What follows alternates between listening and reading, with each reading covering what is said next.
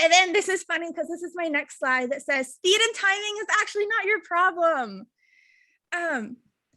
I once was on a Facebook group, and when I first started studying and someone said something, I was like, oh, like I got this many right in an untimed section. And they're like, oh, never practice untimed. That's going to build really bad habits.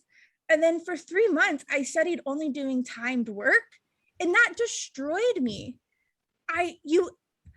If timing is an issue and we're focusing on the time, it's because there's things that we don't understand. So we have to go slow. We have to understand things. We have to build our confidence and build our strategies so that we eventually can go faster.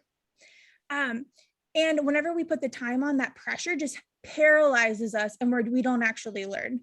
And the other thing is the test is not created for everybody to finish. If you're not scoring above a 170, you shouldn't be answering you should fill in every single question to give yourself a chance, but you shouldn't be getting to every single question. So if your goal score is, let's say, how many people would be decently happy with a 160?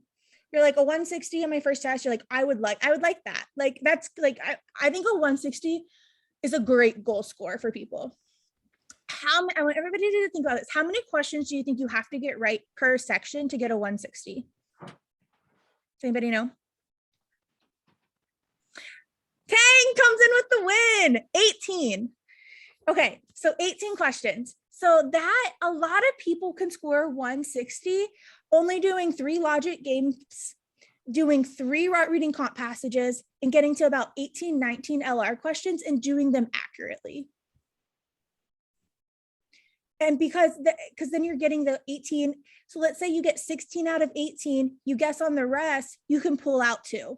So going slow and getting them right is the even if you're only getting 12 right today, you're going 11 out of 12. If every 2 weeks or every week you get to 1 more question, that's all it takes to eventually get up to that number. But it takes a lot of hard work, diligent hard work to get there. But I think it's a little bit easier to put in 18 right. You have to get 18 right per section. But you shouldn't be approaching all of them. And so I think a lot of us rush and then we end up missing a lot more, where if we would have spent another minute on that question, we might have gotten it correct. And so with that, does anybody have any questions on kind of big picture stuff I just wanted to cover? Is that like, I hope that's helpful, or does that stress people out? Or is that like, no, this is doable? Our job is to break this down so you feel like it's doable. You're like, it's hard, but we can overcome it. All right, sound good so far? Any questions? Someone got, which we have some, okay, so then I like to talk about real quick, did anybody have any wins this week where you're like, I did this and I was really proud of myself? You're allowed to be proud of yourself. This is not of like, oh, look at her. Like, no, if your goal score is a 178 and you got a 178, we're going to cheer you on. If your goal score is a 150 and you got a 150, we're going to cheer you on that way. Everyone's allowed to have different goal scores. And if your goal score is a 180 and you got a 175 and you're sad, we'll be sad with you because you're allowed to have whatever goal you want. Yana, did you have a win? You guys should be saying stuff because some of your homework grades were excellent.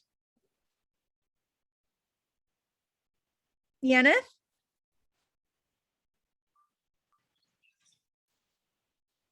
Oh, we can't hear you.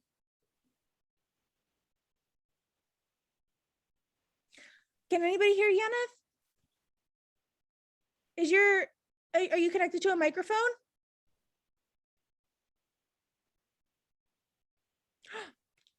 I don't think we can you type it for us, or I'll call on somebody else and then we'll come back to you and see if you can figure out your microphone. All right, did anybody, Leslie or Zuli or Anna, Ian, did anybody have wins? Kelly? I'm just gonna start calling out names. Oh, Jalacia, sorry. Yeah, I had one. Normally I did the PT 86, I think. I have to do for the LR section. And like, usually I normally only get like 14, 15 or 16 out of 25. And like, I finally got a 17 out of 25. That's amazing.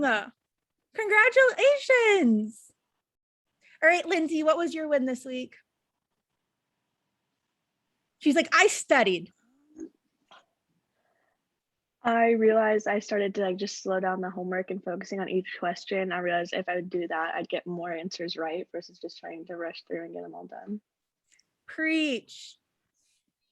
Do you think, I think Lindsay could offer some insight. Has your attitude changed at all from it? Because Lindsay is the only person that did our previous boot camp as well.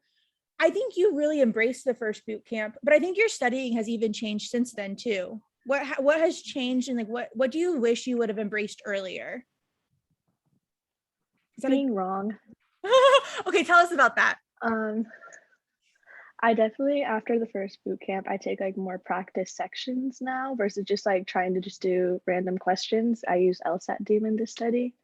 But definitely like doing like the homework here and like doing like 3 or 4 problems, seeing what I'm getting right and what I'm getting wrong. I think that's super helpful. And then going and doing the wrong answer journal and then watching the videos after. Like I didn't quite do that as much in the first boot camp. But I started just like, okay, now I'm gonna dedicate and watch each wrong answer video, and it's really just helping now. Amazing.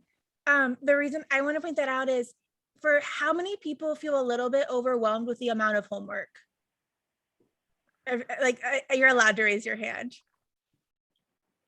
Alyssa's like, yes, me. Thank you for being honest. Okay. If at any point you want to cut the homework in half, you're absolutely welcome to. Like the number of question problems, we have people that are studying full-time and we have people that are working full-time and doing the course. So we want to provide enough work for both groups and for people that are a little bit more advanced that can get through more questions. So if you want to, it's better for you to do a little bit each day. So if we assign 12 questions, it's better for you to do only 6 and do thorough review of those 6 questions and put it in your wrong answer journal than to just do all 12 to check it off and just go through the motions. The cool part about that is then once we're done with the boot camp, if you only did half of it, you can go back and do all the question types again and do the second half or even more difficult questions. A lot of people do that with the, like they'll go through again. Does that make sense? Does that make people feel a little bit better? I have a question.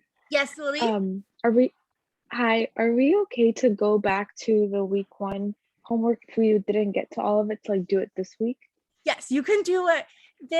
We will follow up and ask questions so that you have some accountability, but we're not like in the sense, so you feel like, like, oh, I want to get this done, but we're not like going to be like, oh no, you can't do that. And you do what's best for you at the end of the day.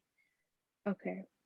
Yeah. Thank you. That makes sense. Like we want to Yes. as much of accountability as you want us to be.